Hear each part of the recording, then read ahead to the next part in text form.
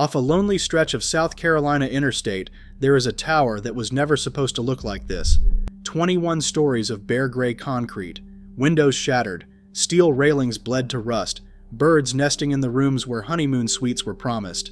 It has stood out there, empty and rotting, for more than 30 years, and almost no one who speeds past it on the highway knows that they are looking at a tombstone. It marks the grave of what was once, at its peak, the third most visited theme park in the entire United States. Not Disney World, not Disneyland, a church. They called it Christian Disneyland. Nearly 6 million people a year came here to touch a piece of heaven on earth, and the smiling television preacher who built it for them was, the entire time, standing on top of one of the largest religious frauds in American history. He had sold the very same handful of hotel rooms to more than 150,000 trusting, faithful people. He had taken in over $400 million, and all of it, the crowds, the money, the miracle, was about to come crashing down in a single, brutal stretch of scandal, disgrace, disaster, and a federal prison cell. This is the story of how a paradise became a crime scene, but it did not begin in ruin. It began in glory. So before we watch it burn, let me take you back to when this was the happiest place a Christian family in America could dream of. Imagine it's the summer of 1986. You and your family have been driving for hours. The kids are restless in the back seat, sticky from the heat, asking every few miles if you're there yet. And then you see them, the signs, rising off Interstate 77 near Fort Mill, South Carolina. You take the exit, and you pass through the gates of a place that feels, the very moment you enter it, like stepping into a different and better world. 2,300 acres spread out before you. A grand white hotel gleaming in the Carolina sun, its lobby soaring 5 stories into the air. A flawless replica of an old-fashioned American Main Street lined with bright little shops, where the windows sparkle and nobody curses and every single face seems to be smiling back at you. There's a water park with a 52-foot slide and the sound of children shrieking with joy. There's music drifting across the grounds. There are concerts and shows and a passion play performed at night beneath the stars. And over all of it, over the whole shining kingdom, hangs a feeling you can't quite put into words. The feeling that here, at last, is a place built entirely for people like you. A wholesome place, a godly place. A place where a Christian family can simply be happy and safe and among their own. You are one of nearly 6 million people who will walk through these gates this year. 6 million. Enough to make this humble Christian resort the third most visited theme park in the entire United States, behind only Disney World and Disneyland.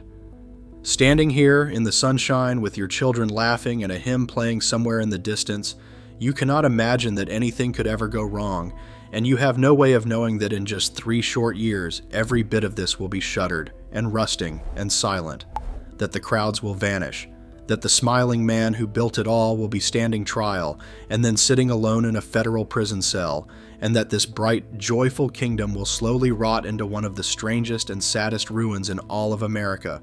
This is the story of Heritage USA, and this is how a paradise fell. To understand how it rose, you first have to understand the 2 people at the very center of it, Jim and Tammy Faye Bakker. By the 1980s, they were as close to royalty as American religion had. Through their television program, the PTL Club, whose letters stood for Praise the Lord, they welcomed themselves into millions of living rooms day after day, year after year. And the people watching did not see distant, untouchable celebrities. They saw family. There was Tammy Faye with her famous lashes and her ready tears, singing and laughing and crying along with the audience's every heartbreak. And there was Jim, warm, boyish, endlessly, relentlessly optimistic, promising that God wanted good things for you, that faith and joy, and even a little prosperity, could all belong together. To a certain kind of American Christian, often older, often working class, often feeling forgotten by a country that seemed to be leaving them behind, the Bakkers were a lifeline. And their audience did not just watch them, they loved them. And Jim Bakker had a dream. He looked out at the world his viewers lived in, a world he told them every day was growing colder and more godless and more hostile to their faith, and he decided he would build them somewhere to escape to. Not a church, a destination, a place where a family could take an entire vacation and never once step outside a warm, wholesome Christian world. So in 1978, on 2,300 acres of quiet Carolina countryside, he began to build it. And what rose there over the next several years was, honestly, staggering. There was the Heritage Grand Hotel, more than 500 rooms of it. There was that full-scale Main Street, and the enormous water park, and campgrounds, and homes, and a shopping complex, and a television studio beaming the PTL Club out across the whole nation.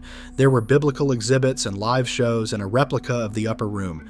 The whole thing would eventually cost something in the neighborhood of $200 million to build, and at its height it employed around 2,500 people.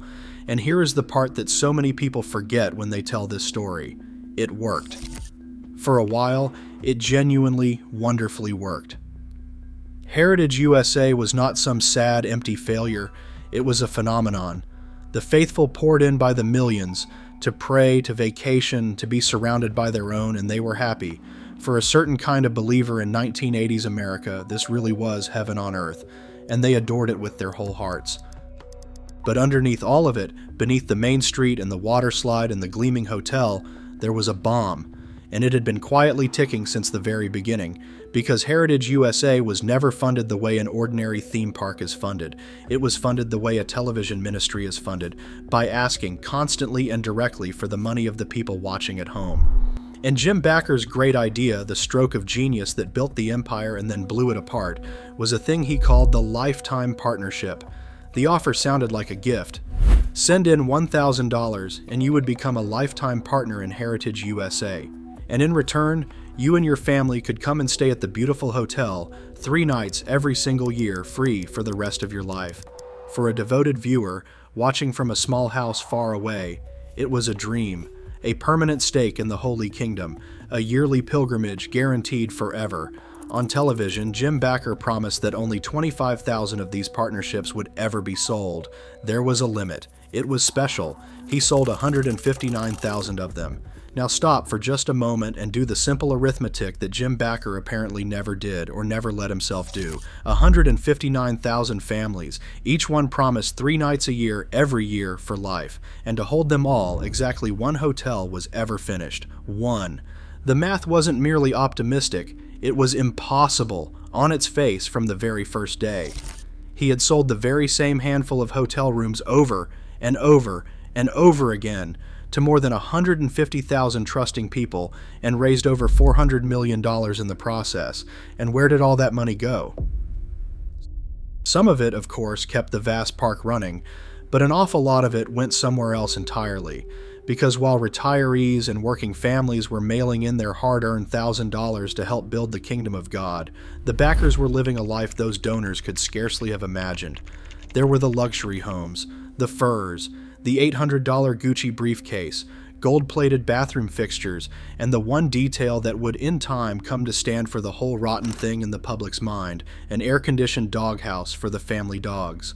Money given in faith to do the work of the Lord was buying gold taps and cooling a kennel, and Jim Backer was quietly paying himself millions of dollars in bonuses on top of it all. For a while, momentum hid everything. As long as the new donations came flooding in faster than the old promises came due, nobody had to notice that the whole magnificent structure was hollow at its core. That is the terrible logic of a thing like this. It looks healthiest right before the end. And then, in the early months of 1987, it all came apart, not slowly, but in a matter of weeks. A newspaper had been digging, the Charlotte Observer, and it broke a story that went off like a bomb across the entire country. It revealed that ministry money, $279,000 of it, had been quietly used to pay a former church secretary named Jessica Hahn, who said she had had a sexual encounter with Jim Backer some years before. Hush money. Paid, the reporting showed, out of the offerings of the faithful. For an empire built entirely on trust, beamed straight into the homes of people who loved these two like family, it was catastrophic. The most intimate kind of scandal suddenly splashed across every front page and every news broadcast in America. Within days, Jim Backer resigned from the ministry he had built, and the whole kingdom, robbed of the man at its heart and drowning in shame, began to go under. For a brief, strange moment, another famous televangelist, Jerry Falwell, took the reins and tried to save it. at one point even riding the park's giant water slide fully dressed in a business suit to make good on a fundraising promise, but it was already far too late. Because once the auditors and the investigators finally came inside and opened up the books, they found the bomb, they found the impossible partnerships, they found the missing millions, they found the bonuses, and close behind them came the Internal Revenue Service demanding tens of millions of dollars in back taxes the ministry could not possibly pay. In 1987, buried under more than $70 million of debt, Heritage USA filed for bankruptcy. The crowds thinned, and then they were gone. Reservations were canceled. The river of money that had flowed so freely slowed to a trickle, and then to nothing. The bright buildings that had sparkled under the Carolina sun began slowly to fade and peel and streak with rust, and Jim Becker himself was put on trial, not, in the end, for the scandal that first brought him down, but for the fraud lying underneath it. For selling 159,000 people a promise he had no way to keep, he was found guilty, and he was sent to federal prison. Then nature came to finish what the scandal had started. In September of 1989, Hurricane Hugo roared inland across South Carolina and tore through what was left of Heritage USA, battering the buildings.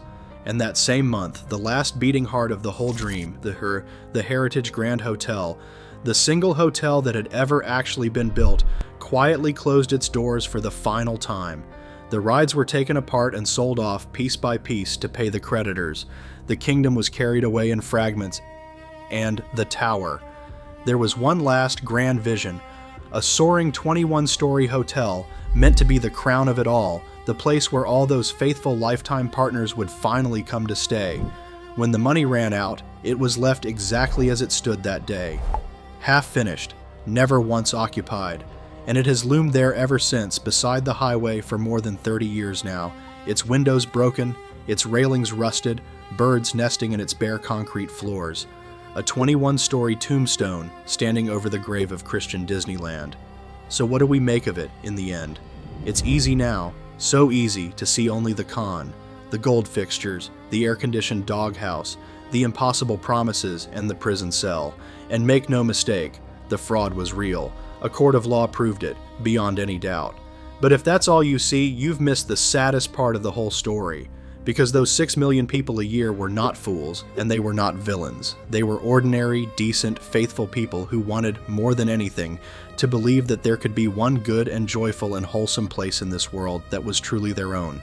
They wanted heaven, and for a few short, shining years, a man stood in front of a television camera and sold it to them, 159,000 times over, knowing somewhere deep down that the numbers behind the dream could never, ever add up.